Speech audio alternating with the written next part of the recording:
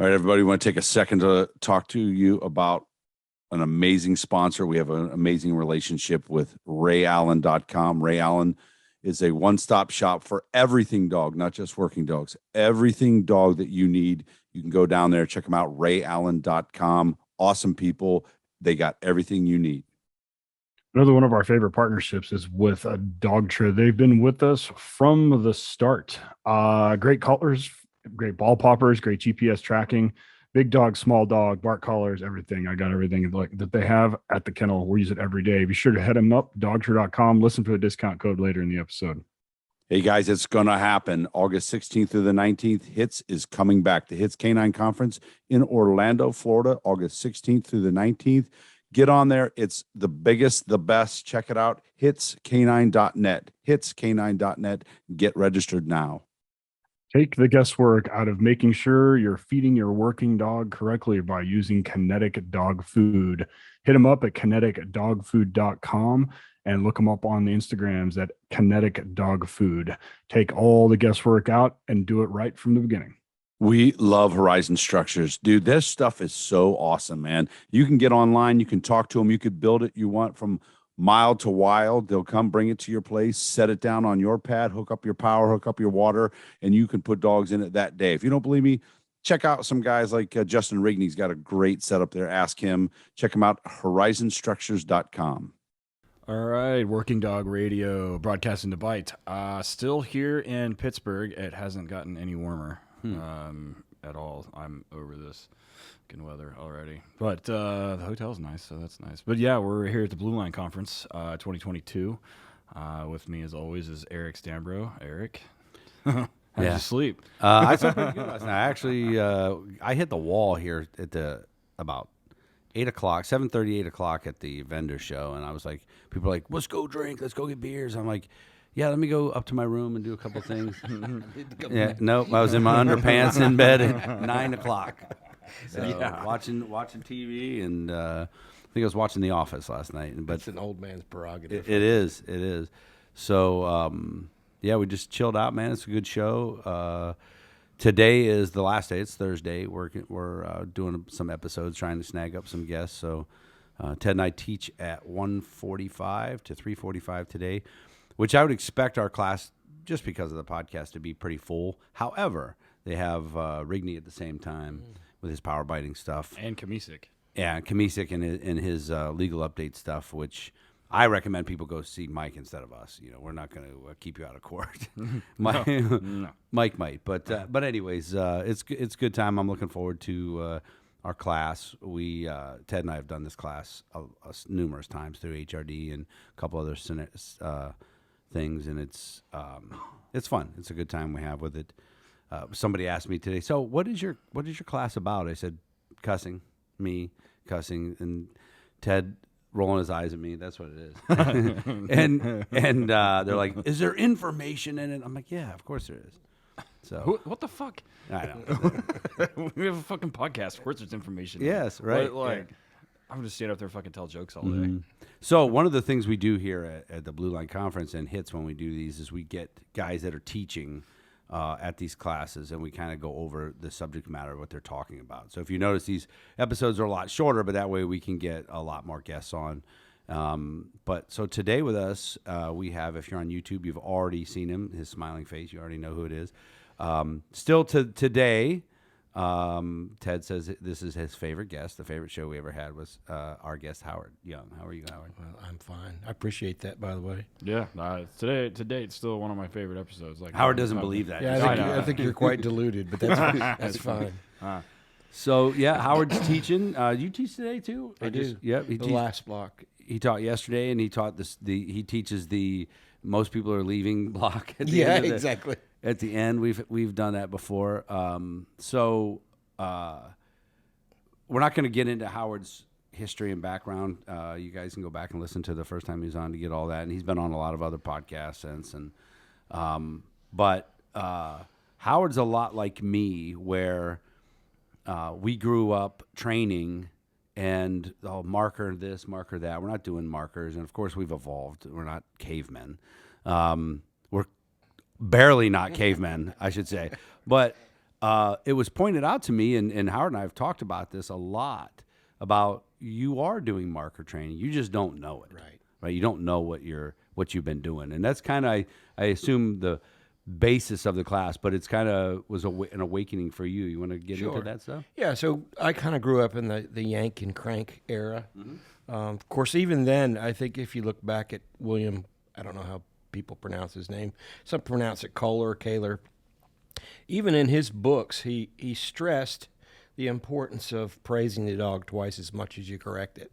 Of course, that gets lost in the translation because we get really focused on wanting to issue a good correction, a timely correction, one that's effective, and then we tend to forget about the fact that we're supposed to praise the dog. So he was even well aware that compulsion in and of itself over and over and over it works. There's no question about that. It works, but it doesn't always create the most happy-go-lucky dog. It can kind of, poor choice of words, but they can get beat down. So really, that was really my history. And then when I started doing some luring on my own and feeling like I needed to do things to elevate the mood of the dog. But for a long time, that's pretty much how we did things. It was a lot of praise and correction. And if someone had mentioned to me, 8 years ago, the term free shaping, I wouldn't have understood what that was. I mean, maybe luring is a little bit more descriptive, even in the word luring. You can kind of figure out what that means. But so, yeah, it is evolving, and just some things that began to make sense. 2018, I went to 3 separate workshops, and up until that point, I was lucky to go to 1 a year, but I went to 3 that year. It was really the first year we started our business, and I could write those things off, so I felt like a new man. I was getting out, and I was seeing what was out there, and I went to see Hans Verbruggen, and what's he do? He's using clickers with puppies. I went to see Pat Nolan. Guess what he's using? Clickers. And I go see Mike Suttle. And guess what he's doing with puppies? And clickers and chickens. And that was part of the thing. I even incorporated that into my talk. I've got a slide, or not a slide, but actually a video of somebody working the chickens. And those of you who don't know, basically the chickens have been trained to peck blue poker chips. And so you've got all your poker chips laid out in front of you, and essentially you've got to be Johnny on the spot with the clicker and the treat, which are in one unit together. But so every time that chicken pecks that blue poker chip, you got to click and pay. So it's really a cool exercise to kind of teach you timing and how to do those things.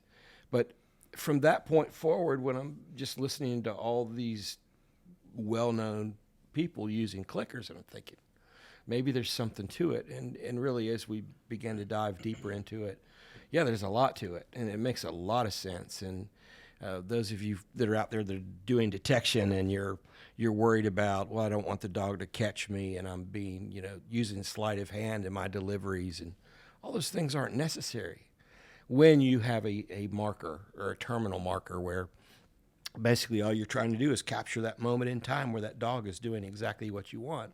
And I try to use that phrase a lot with my guys. I want you to capture the moment. You're taking a picture of that dog doing the behavior that you want. If he's not doing it, don't take the picture. Don't click.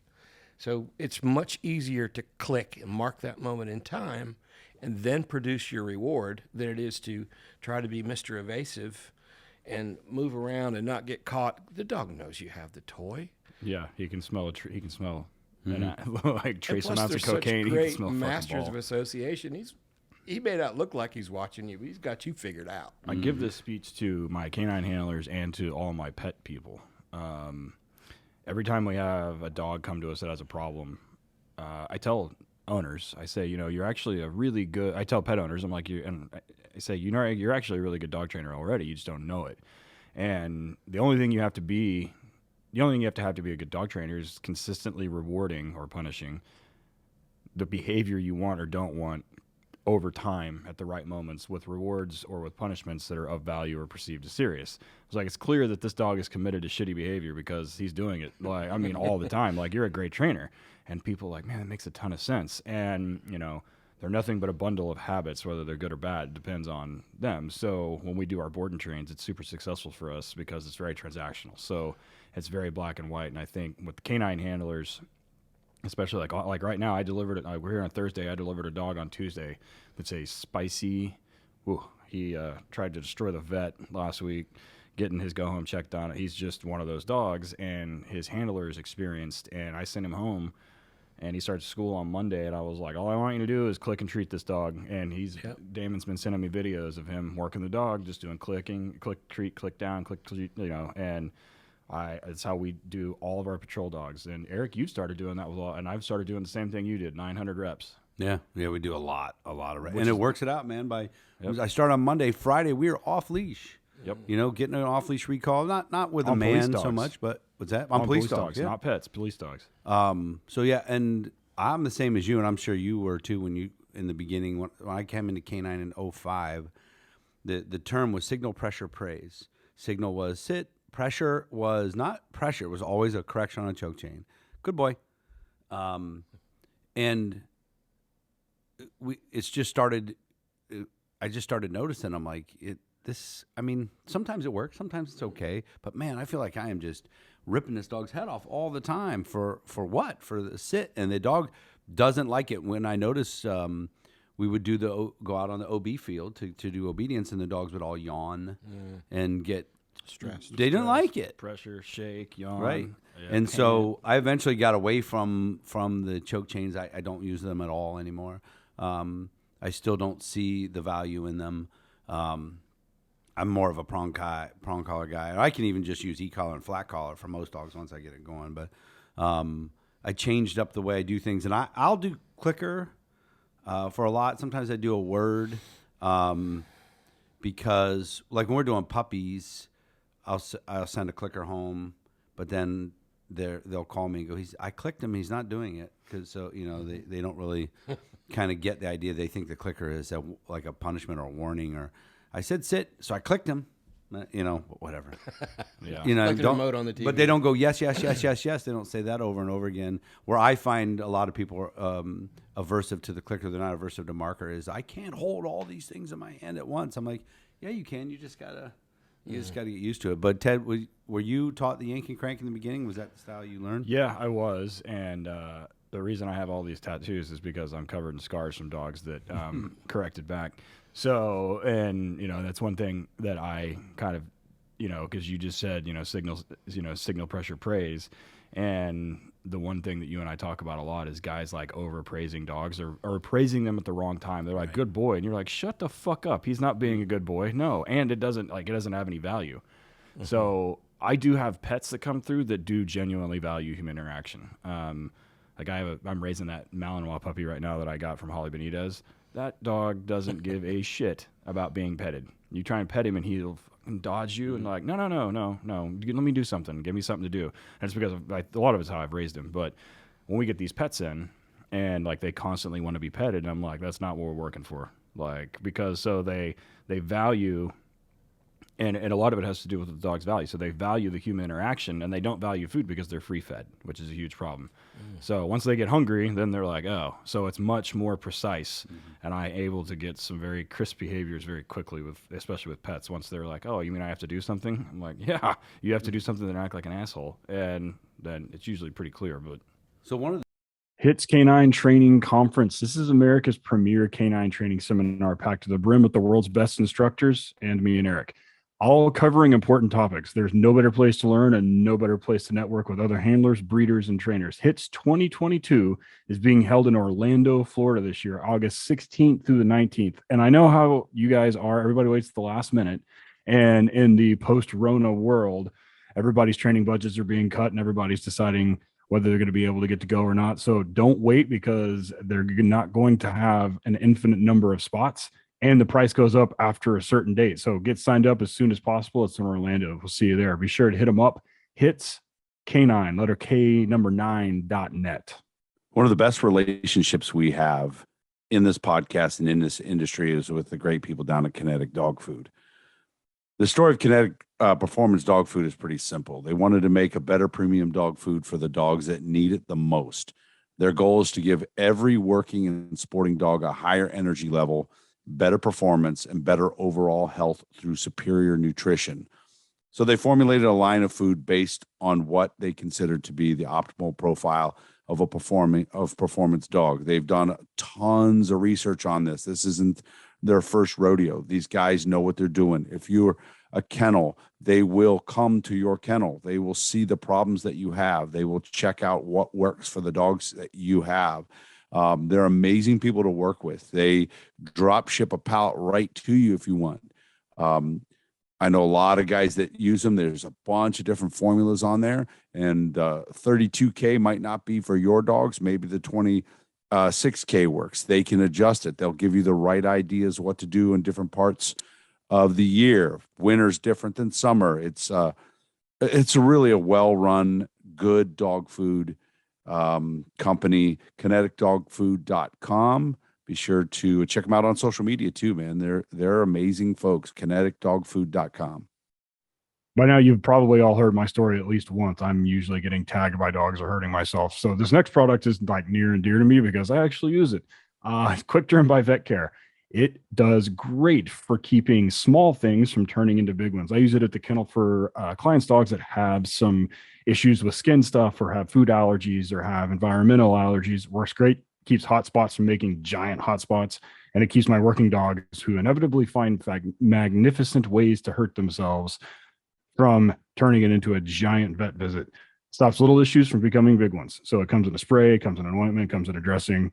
It's great for creating a protective barrier and promoting wound healing. You really only have to use it like once a day. So there's no reason not to have it in the vehicle.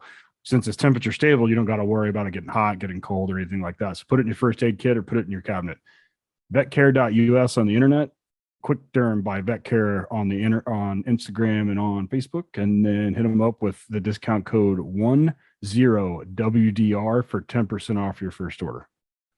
So my entire time that I was a handler or a trainer in law enforcement, the cars at my department, in the departments that I trained, all had American aluminum accessory kennels in the cars. Different cars, man. Dodge Chargers, all Ford models, some Chevys, SUVs, cars, everything. We loved American aluminum accessories. It's a great product, a great company. They've been serving canine law enforcement community for over 20 years. If you check out their website, EZ, that's the letter Z, EZRiderOnline.com. They got testimonials. They got videos on how to. They got a list of everything they have. Just today, we made a post on the Working Dog Radio social media showing a dog that survived a really bad crash because of the American aluminum kennel in the back of the car. Check them out online, guys. EZRiderOnline.com. Just let them do their thing, man. Whatever car you got for your work, your patrol car, get a hold of them, American aluminum accessories, and get the best in the business. Next up comes training courses online from our friends down at Highland Canine Training, Jason and Aaron Ferguson. So in the post-Rona world, training budgets have been getting cut. People aren't going to be able to travel, whether it be instructors or they be canine handlers and supervisors going somewhere else for training. So Highland has announced a lot of online training courses. One of those that sticks out to me is their police supervisor canine course. And it's no secret that one of the problems with canine tends to be some of the supervision issues. This course is specifically designed for administrators and covers utilization as well as liability and FLSA issues. The course can be taken at your convenience, and you'll receive a certificate of completion at the end. When you go to Tactical Police Canine Training, that's letter K number 9, training.com, and use the discount code WDR30, you'll get 30% off of that course. The big things with marker training is, I'm telling you, guys think that if you talk to them about markers, you're like a long-haired guy from California.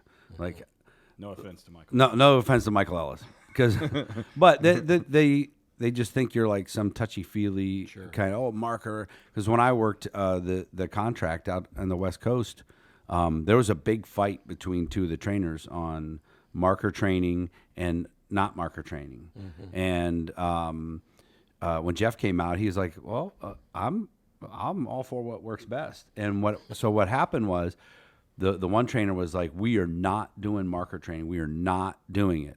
And I didn't really know the definition of marker training all that much, but I figured it out. But then I started watching the other trainer was using the free command as the marker as a trick, and the other trainer who hated marker training didn't even realize what he was doing. I go, Josh, you're using free as the marker. He's like, shut up, Don't say nothing. So that brings us around to one of the main points that you and I've talked about, and other people talk about. You actually are doing marker training. You just don't know it. Right.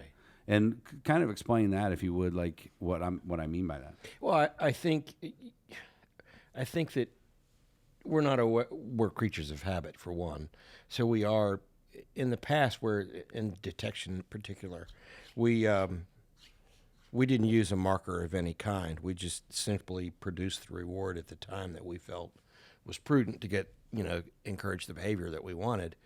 And but the reality is that we are all doing things that probably signal to the dog that reward is imminent. It's coming. Whether it's the Velcro on your pants or whether it's the habit that you have of reaching in your pocket.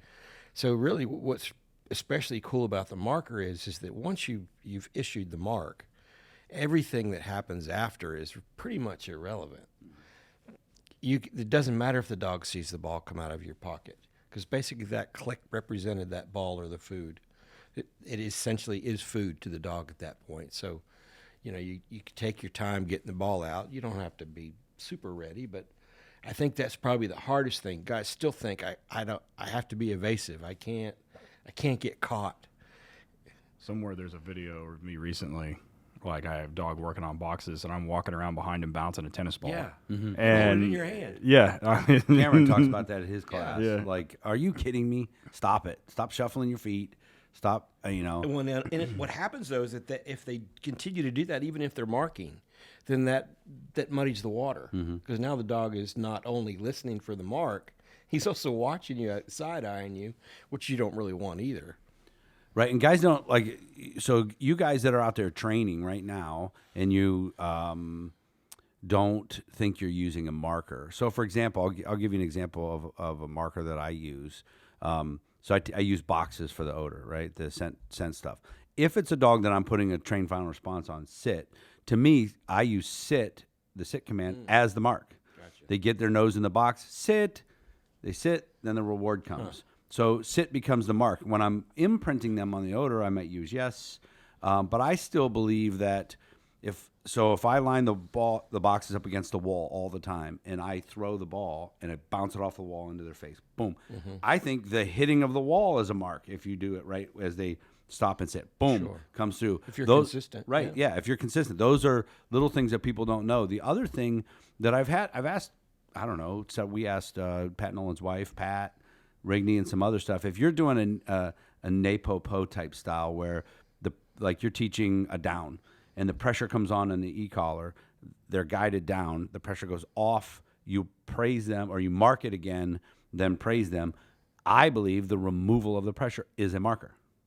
So those are little things. And when we asked Connie about it, she goes, yeah, but why not double mark? It doesn't harm anything. And I'm like, okay, but that was before I really started talking a lot to Cameron about your marking, and then you can wait a half an hour for the reward after that, as long as you mark at the right time. And I mean, people, if they do it consistently, they could be marking behavior by they know where the hide is and they stop. Not that I'm saying you need to march in place, but if you stop every time in front of locker number 9 or wherever the hide is every time, I think, and the dog is smelling it, you're marking that. There's subtle things that people are doing, so you at least want to be able to control that. Right. Be in charge of that. I was a big box person, and that box system worked for years and years and years until fairly recently I had a problem dog. Got a dog overseas from somebody that you guys done business with too, and I've been fortunate. But this particular dog was not the typical prey monster. He had some real issues. He had issues with just people around in general. Had a couple civil bites before we got him. One the day we got him, but that's another story. But he's got tattoos too. YouTube, you can see it. It wasn't on me, fortunately, but I wouldn't wish that on anyone. But anyway, the dog was just not going to, the box system was not going to work for him. And I thought I'd be clever. And basically, I have somebody manning a box, and they manually bring the ball up through the hole. Well, the dog, after the second rep, figured out there was somebody behind that box, and he'd much rather bite them than he would do anything else. But he was coming in the room over threshold, just barking, and not really focused. So and he didn't really care that much about the ball. It was just something that got him excited. I thought, well, I could trick him. I'll just use a behavior shaping device and I'll pop it out of there. I'll remove the man. It was worse. His behavior he was really jacked up. And I sent that video to Cameron, and he was probably the most candid with me that he's ever been. He's always been very nice, but he was kind of like, what in the world are you doing with that big lithium battery filled box? Yeah. He said, what are you teaching the dog to find? He was being facetious a little bit, but then he started giving me some examples of things how I could change it.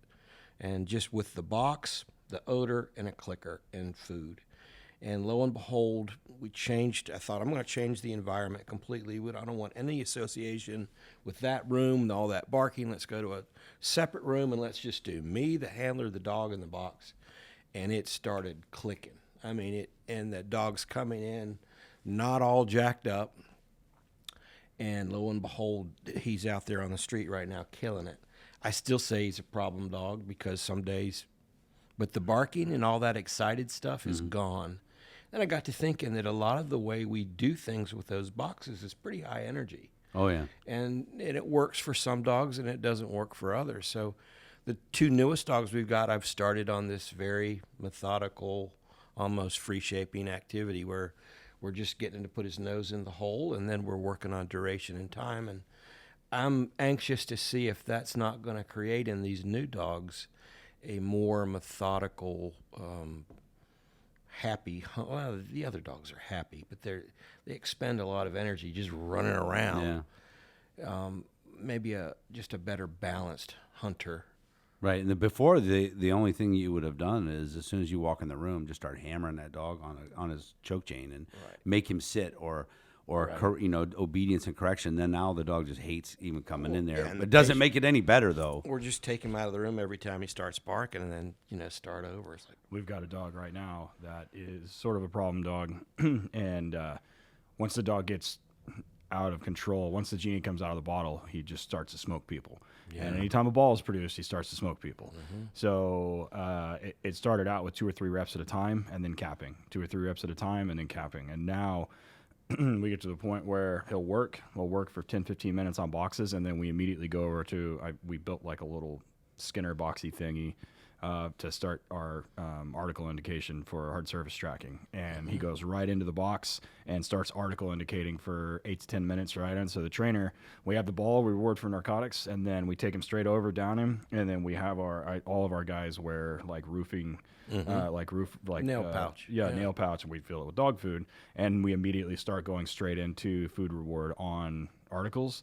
And that brings him down. But if not, he's the dog that would try and destroy you for putting him in the kennel, try and destroy you for doing anything other than letting him have the ball. And it wouldn't work. He'll spit the ball out and come after you because he knows it's over. But he does 8 to 10 minutes of article indication, and then we put him up when that drive state is lowered. So because I can tell when we start tracking that dog, once he figures out that you get to bite people when you're tracking, he's going to be almost unmanageable. So I got to teach him articles before I teach him to bite people on tracks.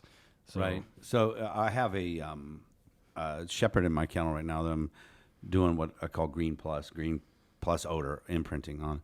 He's going to be an dual-purpose explosive dog, and using the boxes, he was aggressing the box, like scratching at it, going and just a pain in the ass. But not the first dog I've ever had to do that.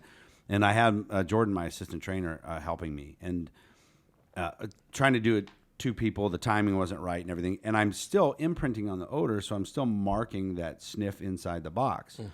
But after the first couple of times, the reward wasn't coming fast enough for him. He was getting the mark, but that's when he started scratching. He would take his paw and put it in the box and rip it and throw it. And I'm like, well, that's a one-time use, single-use explosive detection dog there. And so it was funny. So Jordan is a state trooper, so he can't work all the time, and he had. Last week, I think it was, he couldn't work at all. So when he left me on the previous Friday, we were going to probably switch to indirect reward and everything like that and stuff like that. On the Friday of the next week, I sent him a video of the dog working 4 boxes, sitting, no problems, not aggressing the box. I did it myself.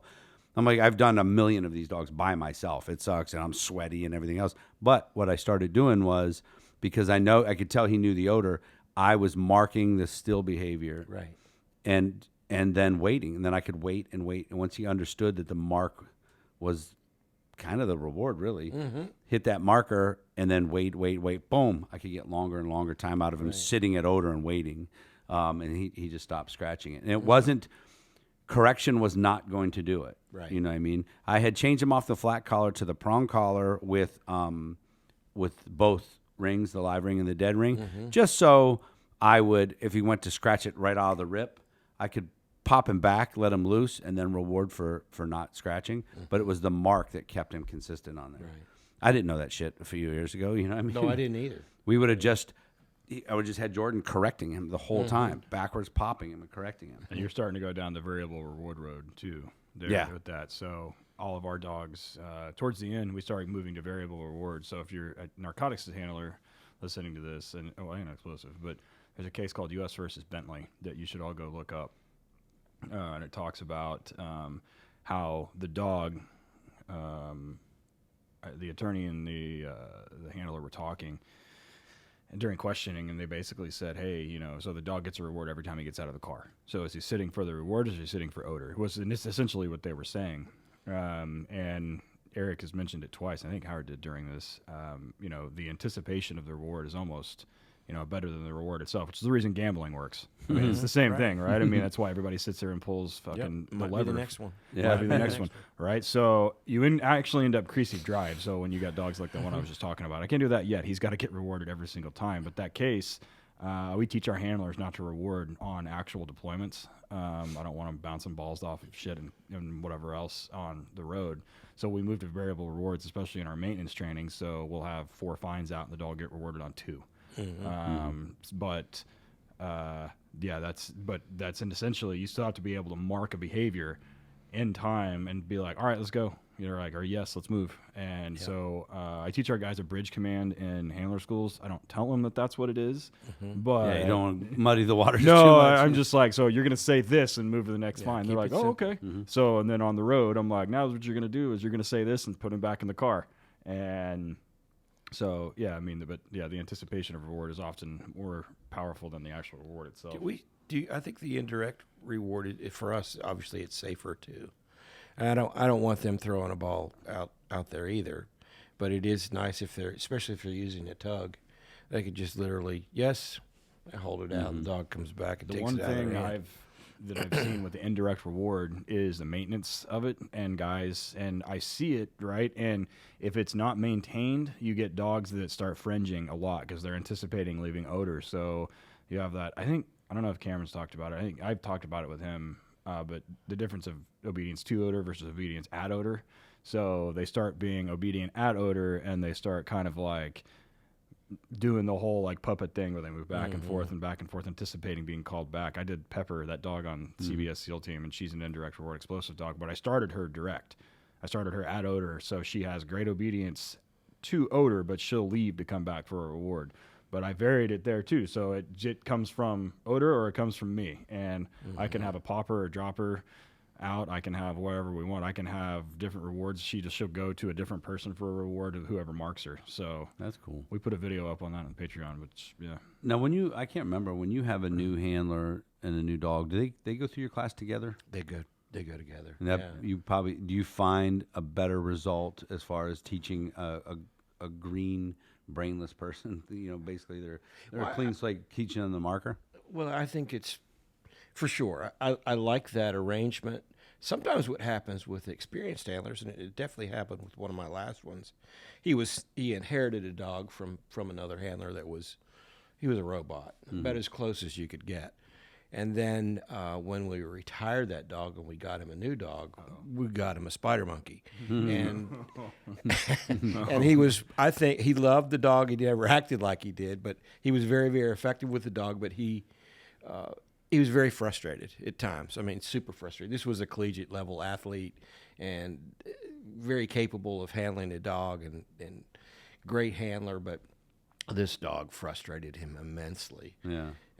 But I like to start with green handlers, green dogs, and I mentioned it before. I don't get any detail about it, but I have the luxury of taking as much time as I need. Yeah, that's which nice. is good.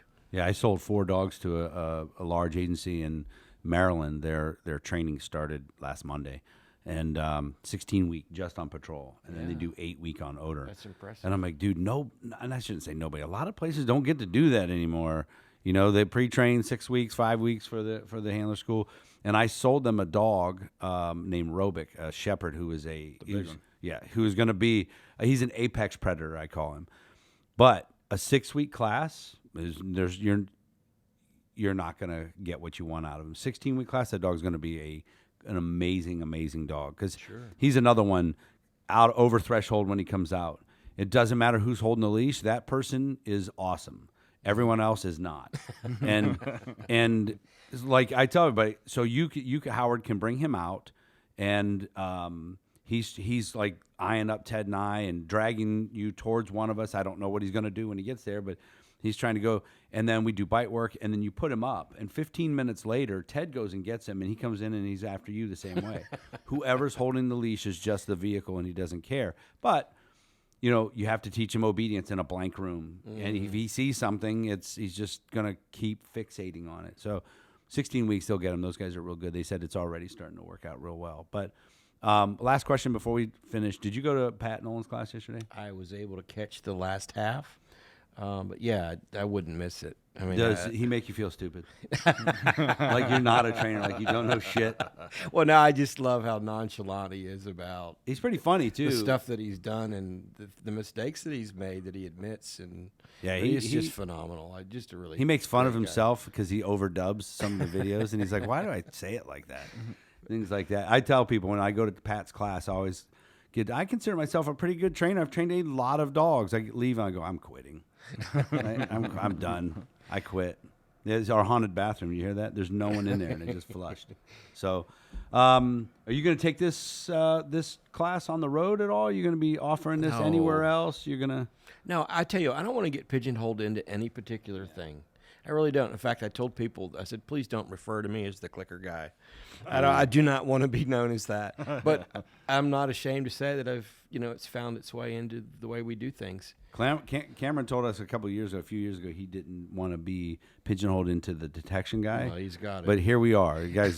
He has a podcast called Talking Sense. Right, he didn't before, so he's accepted it. He's accepted it. But no, I mean, like Ted and I do, this scenario-based training stuff that we do a lot. But I'm changing up and also adding I have an e-collar class that I'm kind of sussing out to see how I like it, and that'll be good. I don't know if I can do 2 hours of it, probably not. But at a place that'll give me an hour, I can at least try it and add that into the repertoire. Yeah, I was really trying to read the room.